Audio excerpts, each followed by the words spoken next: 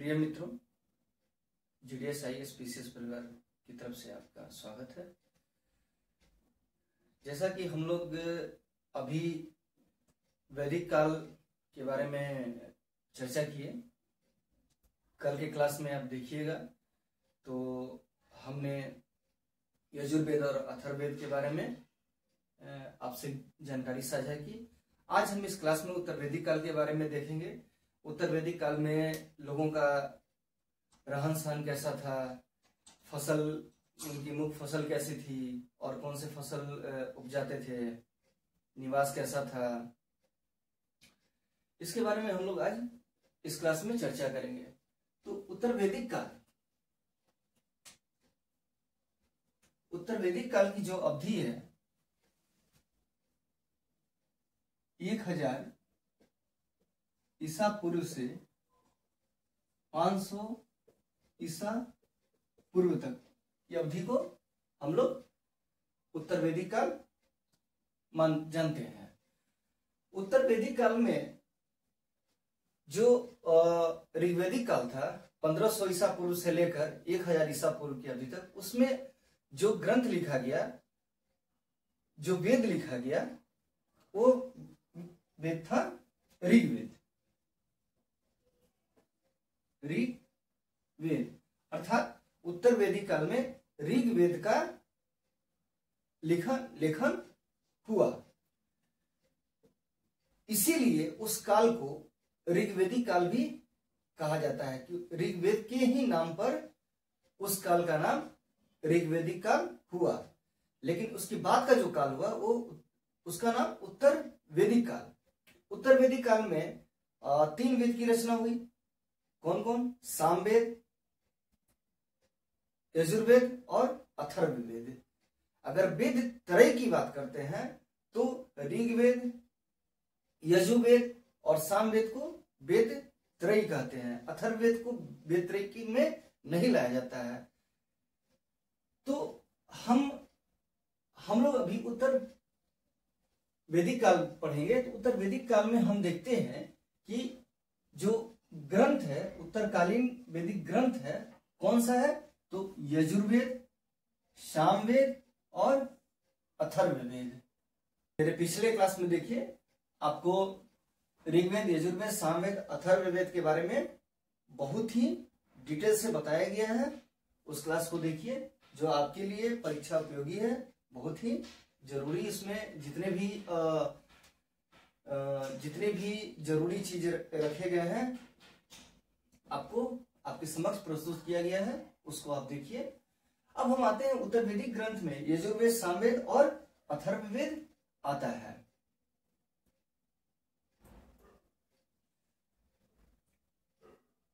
यजुर्वेद, सामवेद और अथर्ववेद जो है वो 1000 ईसा पूर्व से 500 ईसा पूर्व तक उत्तरी गंगा के मैदान में लिखे गए हैं। बहुत ही इंपॉर्टेंट है। अगर आपसे प्रश्न पूछता है, जैसा कि अभी हम पैटर्न देख रहे हैं, यूपीएससी का जो लेवल है बहुत ही हाई स्टैंडर्ड का होता है। आजकल जो पीसीएस एग्जाम भी हो रहे हैं वो अपने पिछले ढर्रे से बदलकर अब यूपीएससी को पैटर्न को ही फॉलो कर रहे हैं। अभी जैसे रिसेंटली में जो उत्तर प्रदेश का एग्जाम हुआ है, उसके प्रश्न को देखिए, बहुत ही गहराई से आप जो प्रश्न तैयार हो रहा है, बहुत ही गहराई से तैयार हो रहा है। अब मतलब जो साधारण लेवल होता था उसको छोड़कर अब क्वेश्चन सेट जो है वे गहराई से प्रश्न को अब सेट कर रहे हैं। तो इसीलिए सारा चीज बारीकी से आपको समझना बहुत जरूरी है। तो उत्तरकालीन वैदिक ग्रंथ कौन कौन से हैं? यजुर्वेद, सामवेद, अथर्ववेद, जो 1000 ईसा पूर्व से लेकर 500 ईसा पूर्व तक उत्तरी गंगा के मैदान में लिखे गए हैं।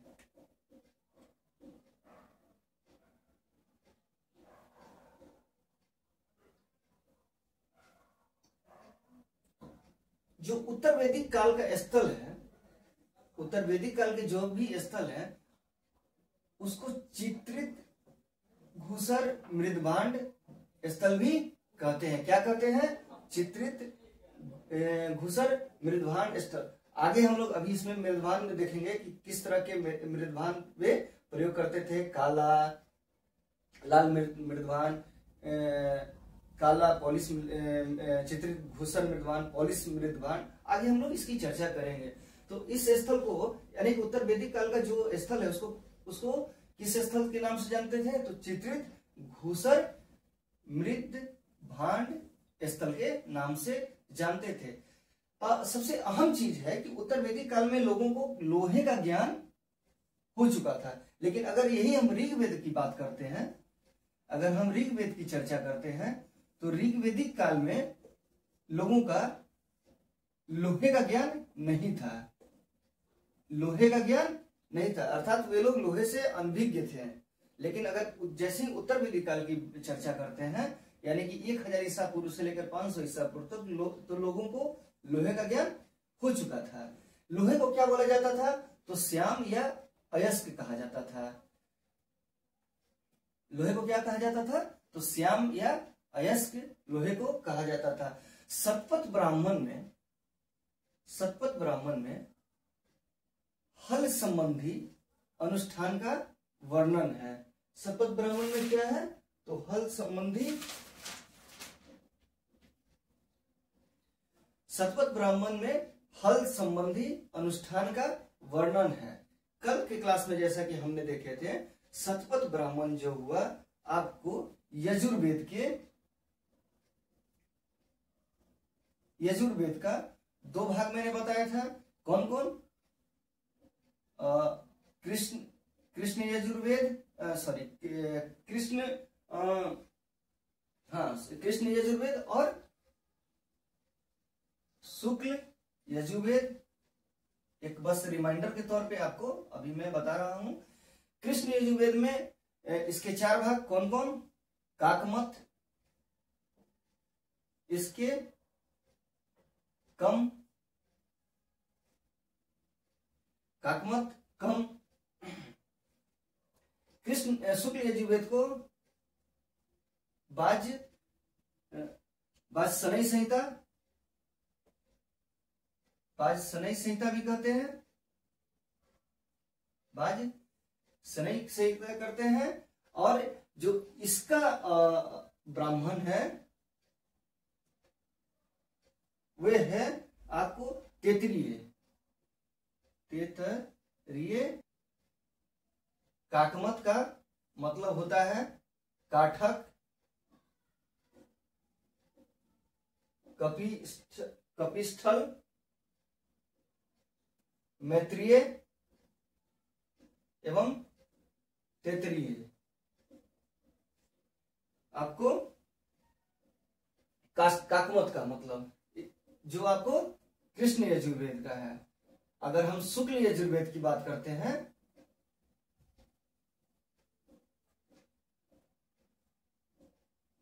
शुक्ल यजुर्वेद की बात करते हैं, तो इसका कम यानी कि कर्ण एवं आपको मध्यादीन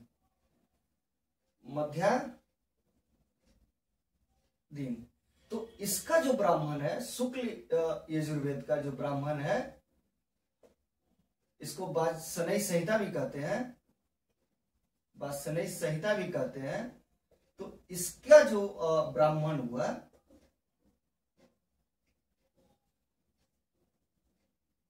वो हुआ आपको शतपथ ब्राह्मण। कौन सा ब्राह्मण? तो शतपथ ब्राह्मण। इस चीज को अच्छे से याद कीजिएगा। जो मेरा पिछला क्लासेस में मैंने बहुत अच्छे से विस्तार से समझाया। तो शुक्ल पक्ष का जो हुआ, शुक्ल यजुर्वेद जो हुआ, उसका याद करने का तरीका मैंने बताया था। कम, शुक्ल, कम, कर्ण और मध्यादीन। इसका जो ब्राह्मण हुआ शतपथ ब्राह्मण। तो इसी शतपथ ब्राह्मण में जो है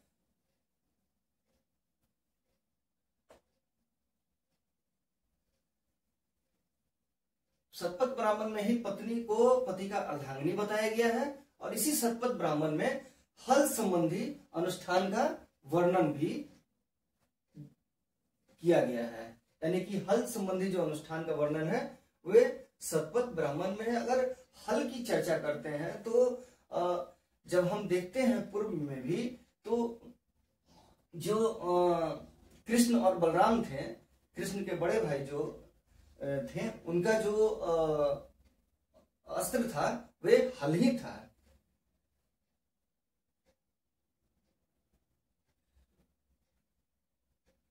अब हम बात करते हैं कि उत्तरकालीन वैदिक ग्रंथ में लोगों का मुख्य फसल क्या था। इस समय जो जीवन व्यापन करते थे तो उन लोगों का मुख्य फसल क्या था, तो चावल और गेहूं। चावल और गेहूं मुख्य फसल में आता है, लेकिन वे जौ से भी परिचित थे और तिलहन से भी वे लोग परिचित थे। यानी कि जौ तिलहन भी उस समय उपजाया जाता था, लेकिन उनका जो मुख्य फसल हुआ करता था वो गेहूं और चावल हुआ करता था। चावल का वैदिक ग्रंथ में जो नाम मिलता है वे व्रीहि मिलता है। क्या मिलता है? चावल का नाम व्रीहि मिलता है। अतिथि को, उत्तर वैदिक काल में अतिथि को गोधन कहा जाता था। अतिथि को क्या कहा जाता था? तो गोधन कहा जाता था।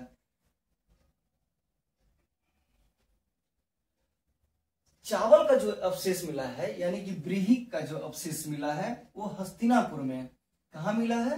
हस्तिनापुर में अवशेष मिला है। कब? 8वीं शताब्दी में, 8वीं सदी में चावल का अवशेष मिला है हस्तिनापुर से।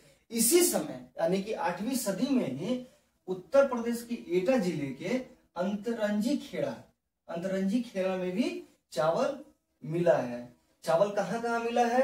तो हम लोग हस्तिनापुर का क्षेत्र देखते हैं कि हस्तिनापुर में चावल का अवशेष मिला है 8वीं सदी में, और इसी 8वीं सदी में उत्तर प्रदेश के एटा जिले के अतरंजंगी खेड़ा में भी चावल के अवशेष मिले हैं। अगर उत्तर वैदिक काल में बात करते हैं तो लोहार को उस समय देखते हैं, तो लोहार, जैसा कि हम पहले जान चुके हैं कि लोहा का इन्हें ज्ञान था, तो लोहार और धातुकार की जानकारी मिलती है। उत्तर वैदिक काल में क्या मिलता है? तो लोहार और धातुकार की जानकारी हमें मिलती है। इस काल में, उत्तर वैदिक काल में, लोग तांबे से परिचित हैं। जैसा कि हम पहले भी जान चुके हैं कि भारत में हड़प्पा काल, ताम्र प्रसारी काल पहले हो चुके हैं, तो तांबा का जो जानकारी है वो पूर्व से ही था। अर्थात तांबा जो है उसका परिचय वैदिक काल के आरंभ से ही इन्हें था। तांबे का जो जखीरा है वो राजस्थान के खत्री, तांबे का जो जखीरा है वो 1500 ईसा पूर्व में उत्तर प्रदेश एवं बिहार से मिला है। इसको नोट कीजिएगा, बहुत इंपॉर्टेंट है। सारे इंपॉर्टेंट है, लेकिन इसको ध्यान से देखिएगा कि तांबे का जो जखीरा है वो 1500 ईसा पूर्व में कहां से मिला है? तो उत्तर प्रदेश और बिहार से मिला है। बुनाई का कार्य इस समय जो उत्तर वैदिक काल में है, बुनाई का कार्य सिर्फ स्त्रियां करती थी, यानी कि पुरुष बुनाई का कार्य नहीं करते थे। इसमें स्त्रियां ही इन्वॉल्व थी। इस काल में, उत्तर वैदिक काल में, स्वर्णकार एवं आभूषण के निर्माताओं का उल्लेख मिलता है। अर्थात हम कह सकते हैं कि उत्तर वैदिक काल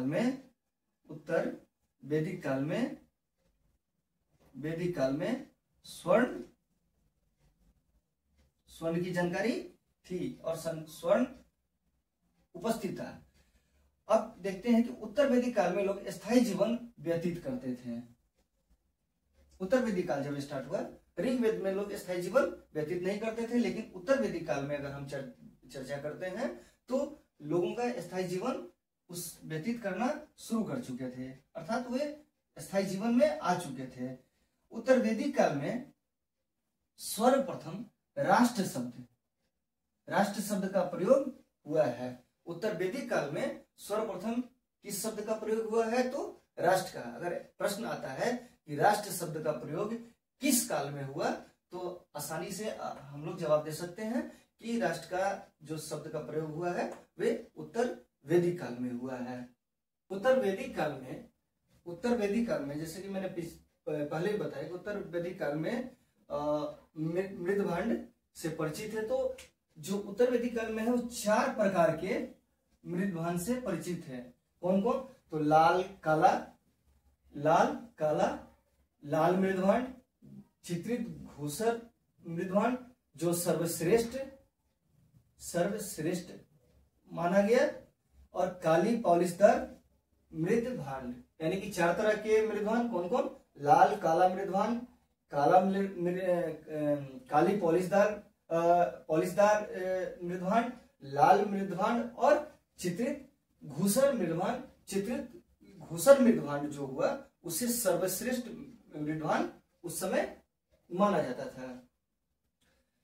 चित्रित घूसर मृदभांड जो है वो कहां से मिले, माने उत्तर वैदिक काल में किन स्थानों से हमें चित्रित घूसर मृदभांड प्राप्त हुआ? तो पहला जो है वो कुरु पंचाल क्षेत्र। कुरु पंचाल जो क्षेत्र है वो पश्चिमी उत्तर प्रदेश और दिल्ली का स्थान है। कौन सा है? कुरु पंचाल क्षेत्र है, वे पश्चिमी उत्तर प्रदेश का क्षेत्र और दिल्ली का क्षेत्र है। अगर हम कुरु की बात करते हैं तो थोड़ा हम समझ लें कि कुरु और पंचाल, कुरु जो बना और पंचाल जो बना वो किससे बना है? तो भरत एवं पुरु मिलके, भरत कबीला उस समय कबीला हुआ करता था, भरत कबीला एवं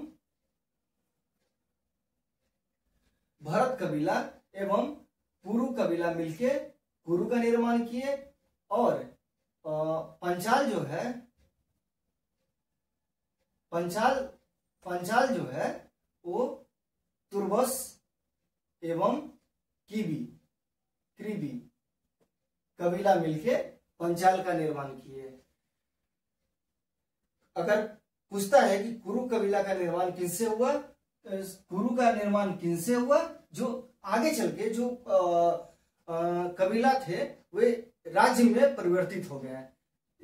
तो कुरु क्षेत्र बना, पंचाल राज्य बना, तो भरत एवं पुरु मिलकर किसका निर्माण किए?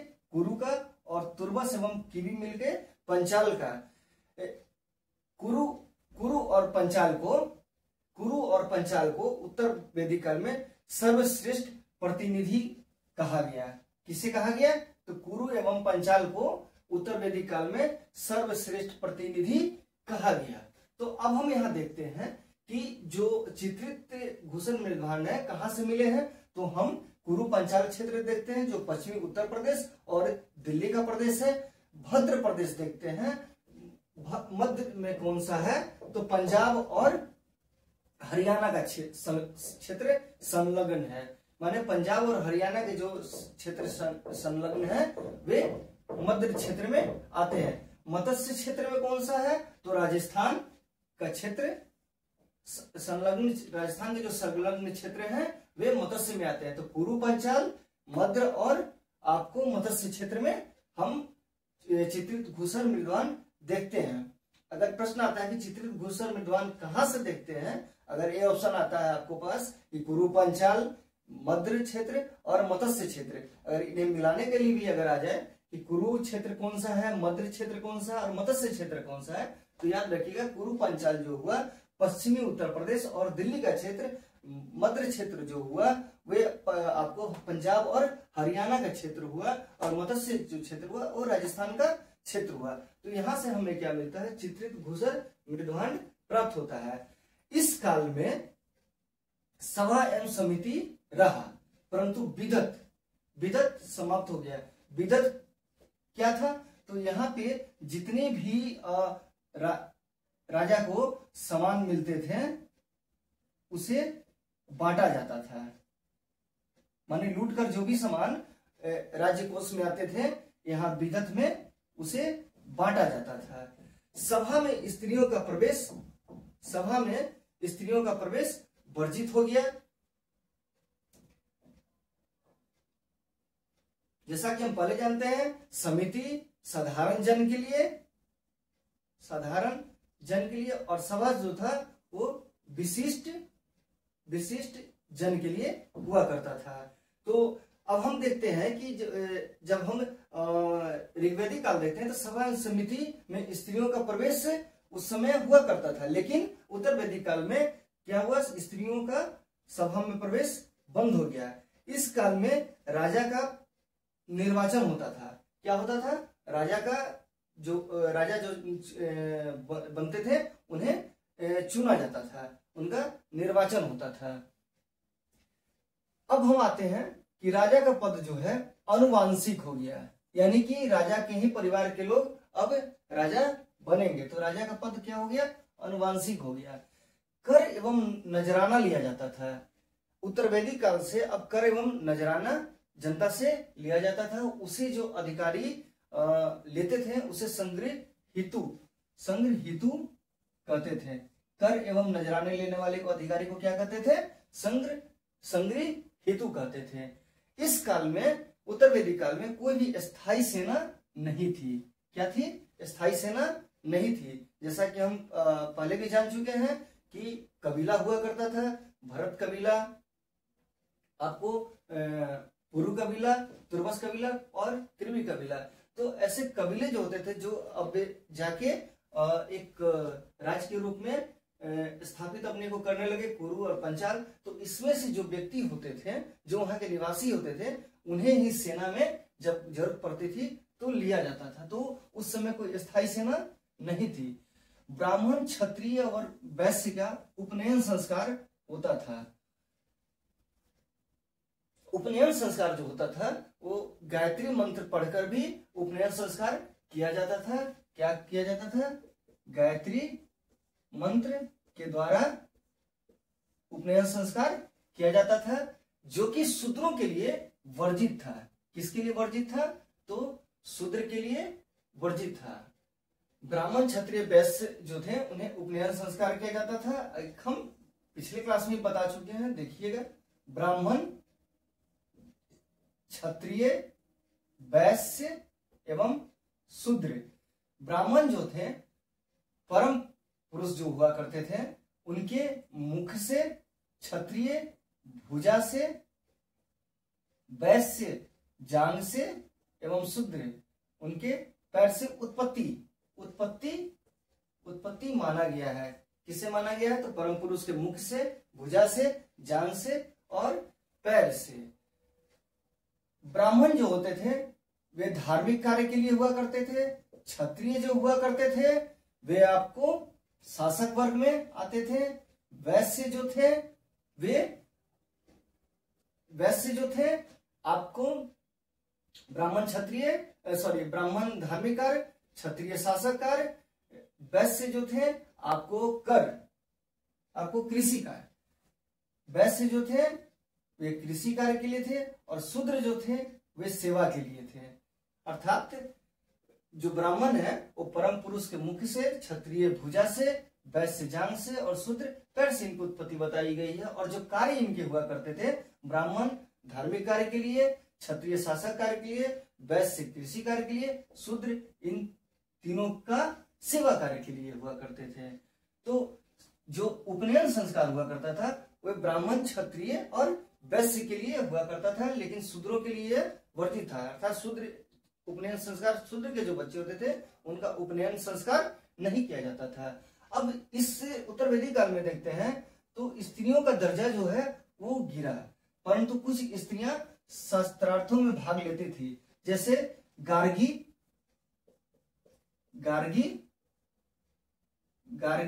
और मैत्रीय। गार्गी और मैत्रीय जो थी वे स्त्रियां क्या करती थी, शस्त्रार्थों में भाग लेती थी, लेकिन जो उनका स्तर है वो ऋग्वेदिक काल से गिरा। ऋग्वेदिक काल में हम देखते हैं, उत्तर वैदिक काल में देखते हैं तो लोपामुद्रा का भी चर्चा आता है। लोपामुद्रा जो विदुषी हुआ करती थी, और ऋग्वेदिक काल में अगर हम देखते हैं तो कुछ स्त्रियों ने मंत्रों का भी रचना किया। लोपामुद्रा जो थी वे अगस्त ऋषि की पत्नी थी। किसकी पत्नी थी, तो अगस्त ऋषि की पत्नी लोपामुद्रा थी। उत्तर वैदिक काल में 3 आश्रम का पता चलता है। कौन कौन, तो ब्रह्मचर्य, गृहस्थ, वानप्रस्थ। जिसको छांगदो उपनिषद में 3 आश्रम का वर्णन है। किसमें वर्णन है? अगर प्रश्न आता है कि ब्रह्मचर्य, गृहस्थ और वानप्रस्थ का किस उपनिषद में वर्णन है, तो हम कहेंगे छांगदो उपनिषद में इसका वर्णन है। और जब तीनों आश्रम का पता चलता है तो किस काल में? तो उत्तर वैदिक काल में। ब्रह्मचर्य मनुष्यों की जो अवधि थी उसे 7 वर्ष यानी कि 100 वर्षों की अवधि में बांटा गया था। किस बांटा गया था? तो 100 वर्षों की अवधि में इन्हें बांटा गया था। कौन कौन? तो ये ब्रह्मचर्य जो हुआ करते थे 25 वर्ष। उत्तर वैदिक काल में 3 आश्रम का जो पता चलता है तो इसमें मनुष्य का जो जीवन हुआ करता है क्या हुआ था? 7 वर्षीय यानी कि 100 वर्ष का जीवन काल उनका माना गया है।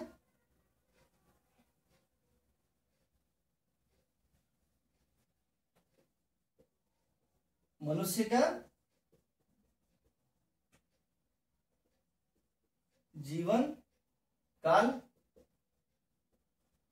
7 वर्षीय यानी कि 100 वर्ष का। इसमें जो 100 वर्ष का जो बंटवारा हुआ है उसमें ब्रह्मचर्य 25 वर्ष, गृहस्थ 25 से 50, वानप्रस्थ 50 से 75 और जब सन्यास की बात आती है तो 75 से 100 वर्ष होता था वह सन्यास जीवन में। अर्थात ब्रह्मचर्य 25 वर्ष तक पालन करना, गृहस्थ जीवन में 25 से 50 वर्ष तक रहते थे। उसके बाद जो जीवन था वो वानप्रस्थ यानी कि जंगल की ओर, वन की ओर रुख करते थे, जो की अवधि होती थी 25 वर्ष का। सब 25 वर्ष में बांटा गया है, यानी 25 वर्ष ब्रह्मचर्य में बिताएंगे, 25 वर्ष गृहस्थ में बिताएंगे, 25 वर्ष वानप्रस्थ में और 25 वर्ष सन्यास में।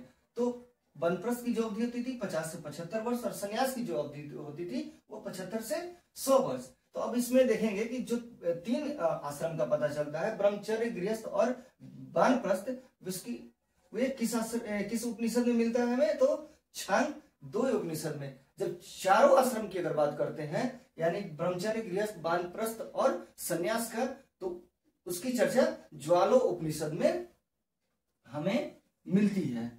किसमें मिलती है? ज्वालो उपनिषद में। जो सन्यास जो है वो वैदिक उत्तर काल में प्रारंभ हुआ। किस काल में प्रारंभ हुआ? तो वैदिक उत्तर काल में सन्यास का प्रारंभ हुआ। अब हम देखते हैं जो अग्नि, इंद्र और अग्नि, इंद्र के लिए 250 और अग्नि के लिए 200, जो हम लोग पिछले क्लास में देख चुके हैं। तो इनकी प्रमुखता किसमें थी? आपको ऋग्वेदिक काल में। इंद्र को पुरंदर भी कहा गया है, अर्थात किले को ऋग्वेद में इंद्र को पुरंदर कहा गया है। किले को तोड़ने वाला यानी या दुर्ग को तोड़ने वाला इंद्र कहा गया। अग्नि जो होते थे वे देवताओं और मनुष्य में देवता एवं मनुष्य में मध्यस्थता कराते थे। कहा जाता है कि जब यज्ञ कुंड में हवन किया जाता था तो उसका जो अग्नि था, जो धुआं था, वो ऊपर की ओर जाता था, जिसे देवता ग्रहण करते थे, जो मध्यस्थता का एक माध्यम बनता था। तो इंद्र एवं अग्नि की प्रमुखता अब हम ऋग्वेद में उत्तर वैदिक काल में देखते हैं कि समाप्त होगी और प्रजापति ने सर्वोच्च स्थान प्राप्त किया। किसने प्राप्त किया? तो प्रजापति ने सर्वोच्च स्थान प्राप्त किया। रुद्र जो है पशुओं के देवता बन गए। रुद्र क्या हो गए? इस काल में रुद्र जो है, इसको थोड़ा मिटाते हैं। रुद्र जो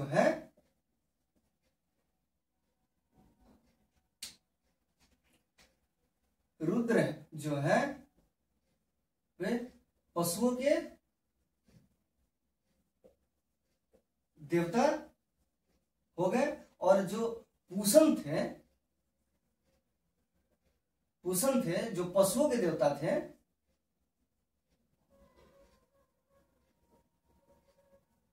देवता थे वे